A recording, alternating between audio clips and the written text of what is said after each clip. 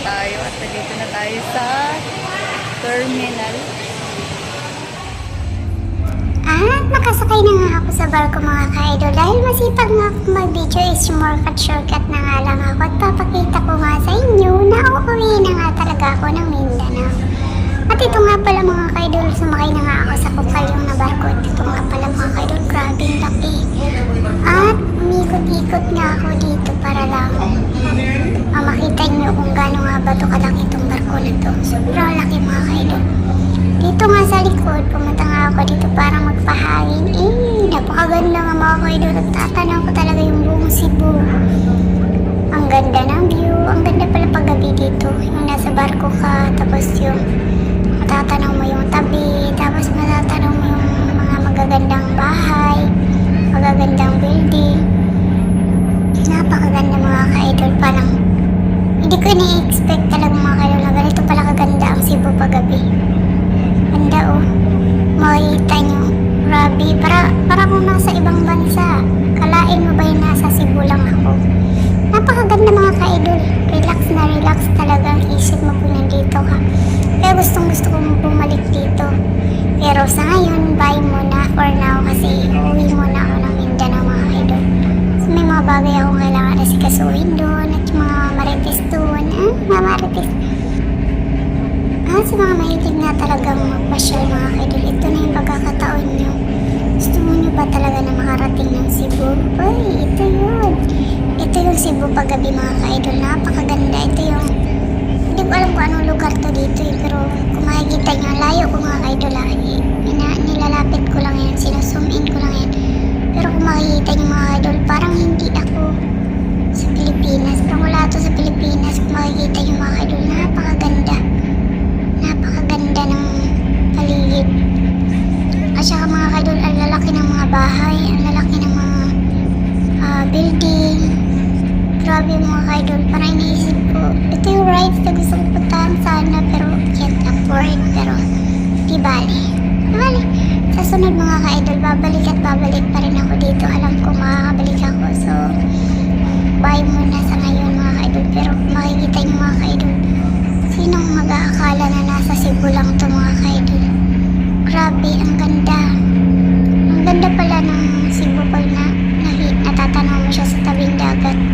Umalis nga pala kami kanina mga ka-idol, mga 6:30 ng hapon. Pero dahil nga, gabi na dito ang 6:30 mga ka-idol, maliwanag lang yan siya kasi sobrang daming ilaw. So yan, ayan ang ganda. Ito pa lang yung nabibidyohan ko mga ka-idol kasi minto pa lang kami. Meron pang tumakbo na kami kanina, may layo konti. Tapos minto kami banda dito sa gitna. Hindi ko alam bakit. Basta minto lang. Pero napakaganda na pagkahinto yung mga ka-idol dahil natatanaw ko yung mga malalaking bahay. Nakita ko pa yung makto. Yung makto. Hindi pa ako nakapasok ko siya na. Ay, naisip. Sa sobrang ganda nga ng natatanaw ko mga ka-idol, nakapokus na lang ako sa isang side. Pero huwag kayong mag-alala mga ka-idol, ikot ko nga kayo dito. Hihintayin lang natin na umalis na yung barko. Ayan na. Tapos madadaanan natin yung, mga ka-idol, madadaanan natin yung C-Select kung saan pinakamalayo nilakad ko. For the first time ko talaga na lumakad ng C-Select mga ka-idol. Galing sa Baba, Cordoba. Papuntang SM Seaside. Excuse me. Grabe mga ka-idol. Grabing layo talaga for the first time. Talagang pinaka-challenge ko sa sarili ko. Yung talaga na-challenge talaga ako mga ka-idol. Kasi nga, first time ko lumakad na nasa highway, tapos nasa parang skyway, tawag dun. Basta nasa ganun. Nandiyan sa pinakamalaking bridge talaga ng Cebu, pinakamalaki. Naglalakad ka na sa ilalim na dagat na yung talaga mga ka-idol, sobrang nakaka-challenge. Tapos yung feeling mo na ay naku, gusto kong bumalik pero hindi pwede. Mahigpit na pinagbabawal ng guard na wag daw pong bumalik. At ito na nga po yun, yung sinasabi ko po mga ka-idol, ayan na. So tumakbo na kami, andito na kami, malapit na kami sa... Ito yung si Silex mga ka-idol. Ito yung sinasabi ko si Silex.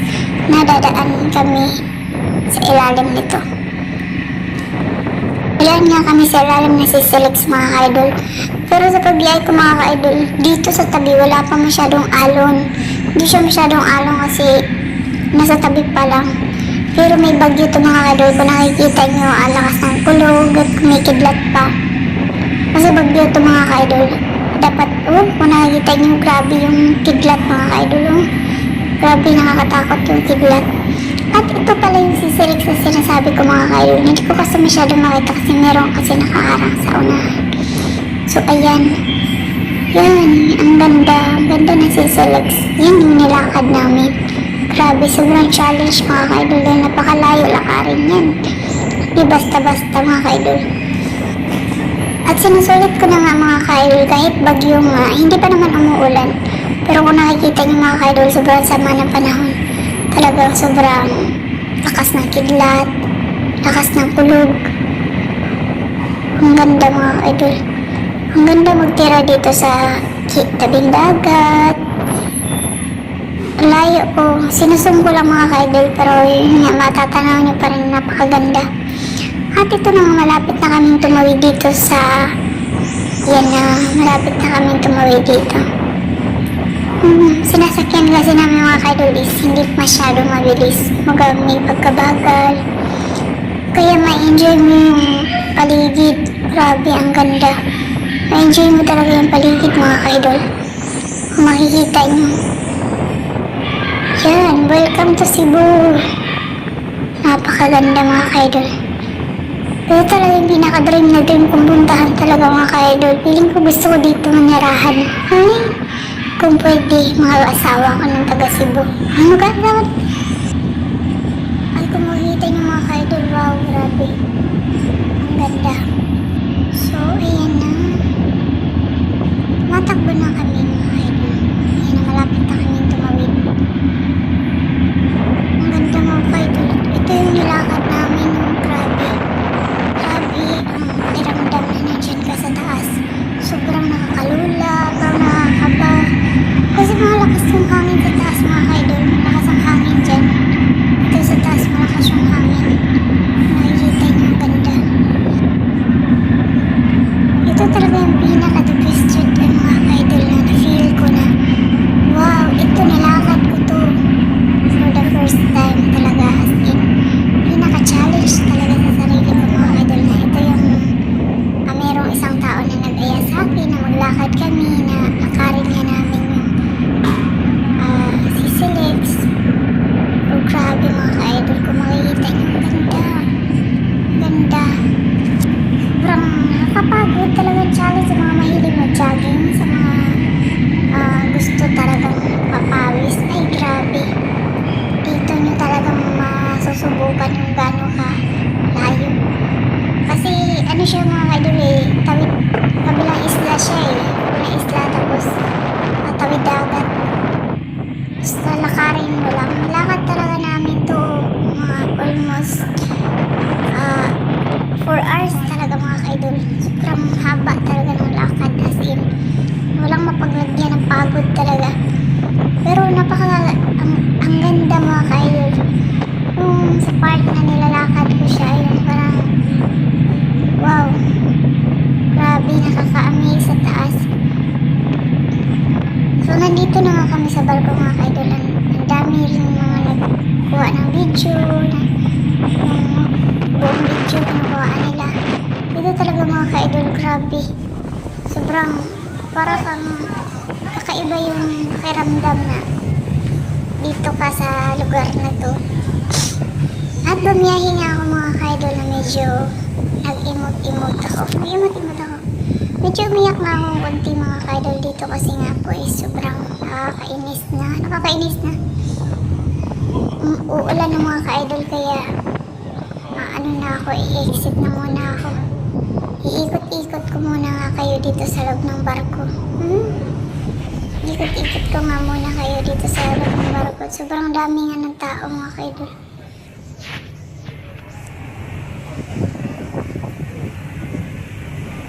Ka-moist, oy.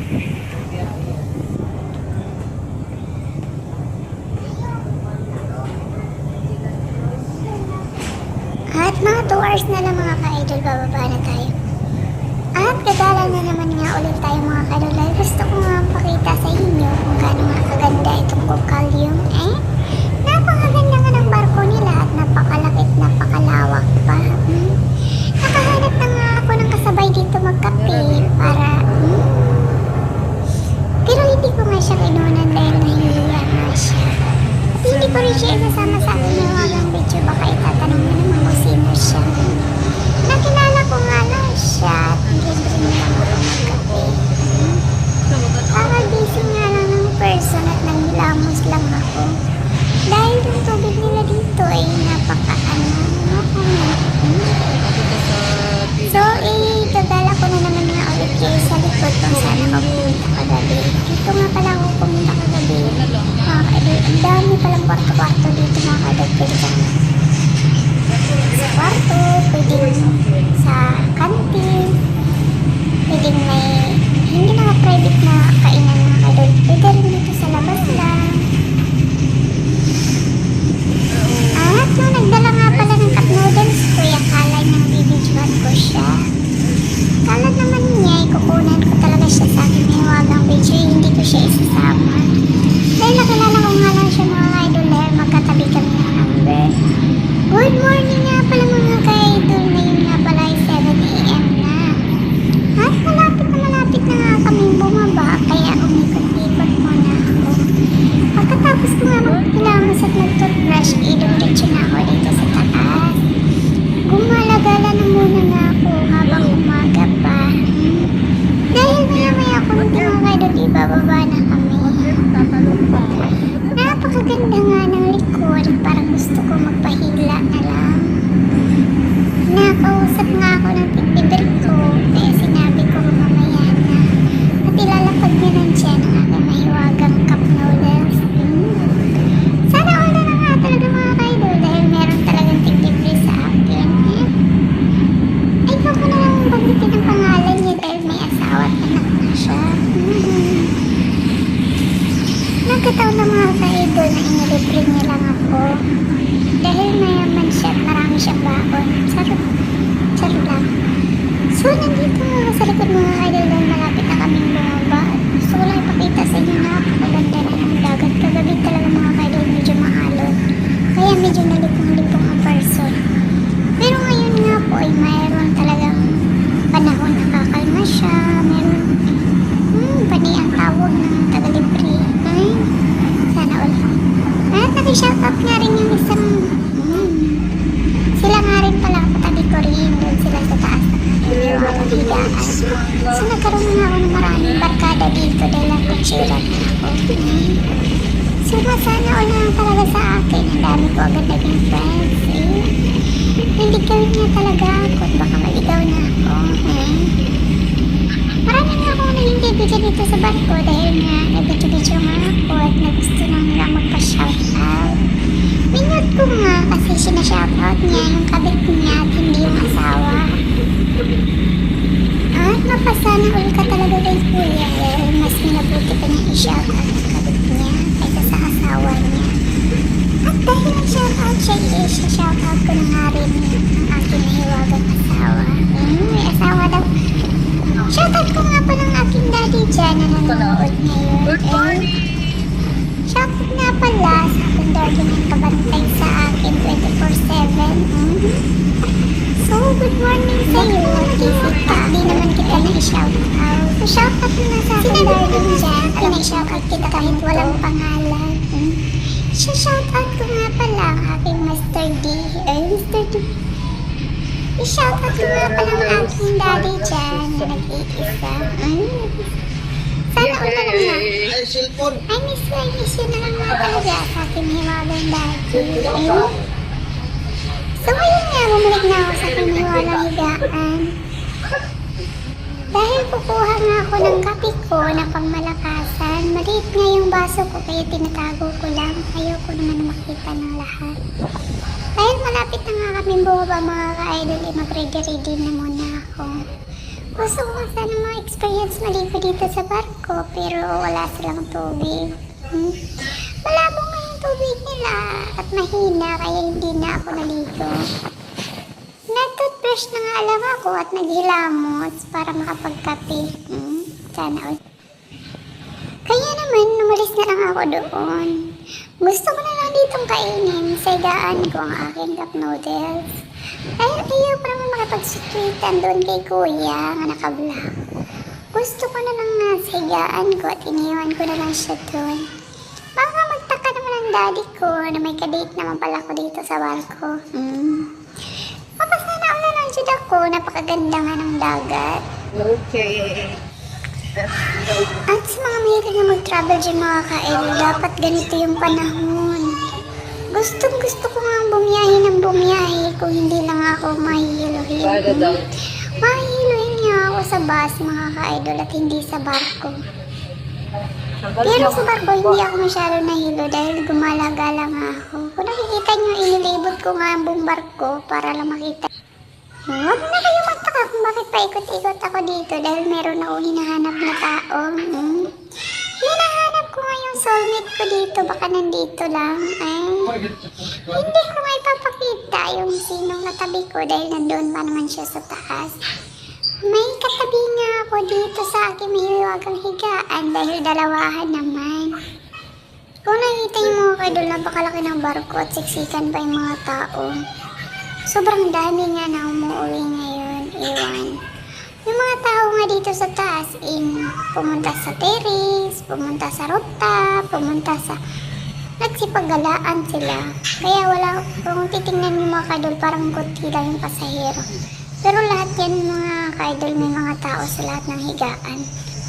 At for today's page mga ka-idol, pababa na nga kami. Huminto na yung barko. Already na nga dahil pababa na nga kami. At welcome to Nasipit mga ka-idol. Hindi na nga ako nag-video sa pagbaba ko dun sa Nasipit. Gusto ko lang palang paalala mga ka-idol sa mga mahihilig magbiyahe na mag-ingat-ingat po kayo sa mga taxi. Kailangan po talaga sigurado kung magkano talaga ang gusto nilang bayad. Kasi yung kaibigan ko na naglibre sa akin, na-scam nga siya sa taxing sinasakyan niya.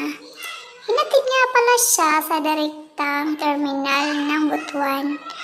Tumakbo daw na mahigit 1 oras at kalahati ang biyahe. At sinabi doon ng driver na 200 lang ang singil. Pero nung dumating po siya doon, isiningil nga po siya ng 500. Binigyan kasi niya ng 500 at hindi na siya sinuklian.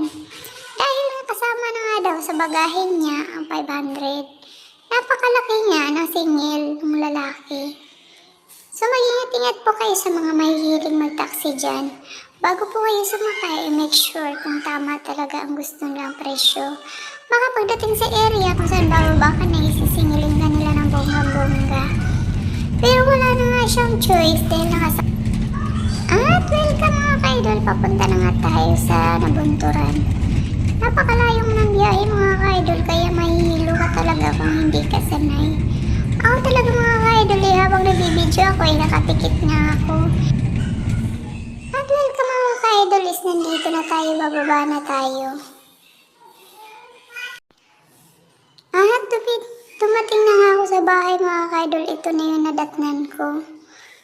Sinira nga pala ang kabilang pintuan at nilungkab ang buong bahay ko. Kung ano-ano pang pinagagawa nila sa mga gamit ko at kinalat pa. Nakakalat nga lahat ng gamit ko mga ka-idol at